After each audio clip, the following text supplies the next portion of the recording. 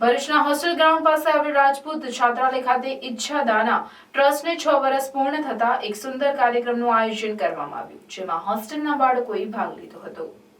કાર્યક્રમની શરૂઆત બાળકો દ્વારા વેલકમ સોંગથી કરવામાં આવી હતી। હોસ્ટેલના બાળકોએ અલગ અલગ સોંગ્સ પર ડાન્સ કર્યો હતો। હાલમાં ઈચ્છાદાના ટ્રસ્ટમાં 43 જેવા મેમ્બરોની સંખ્યા થઈ ગઈ છે।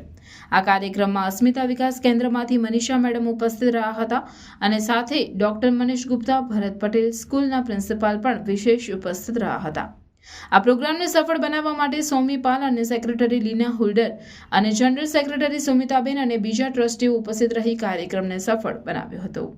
शुरू में हम सिर्फ हाइजीन लेके काम कर रहे थे कि सैनिटरी नैपकिन देके थोड़ा सा हेल्थ के बारे में लेडीज को जान पहचान करवाना, अनप्रिविलेज लेडीज को, तो वो हम काम शुरू किए थे। अभी धीरे धीरे हम बच्चों के एजुकेशन, ड्राइंग और स्पोर्ट्स वगैरह हम इवेंट करते हैं। जो अनप्रिविलेज बच्चे हैं जिनको ये फैसिलिटी नहीं मिलता है, डेंटल कैंप, लेप्रोसी पेशेंट को हम सामान दे के उनका थोड़ा बहुत हेल्प करते हैं। काफी सारे ये सब काम हम समाज के लिए कर रहे हैं। हमारे ये 6 साल में हम अभी 43 मेंबर्स हैं। आप लोग चाहो तो आप लोग भी ज्वाइन कर सकते हो यहाँ पर।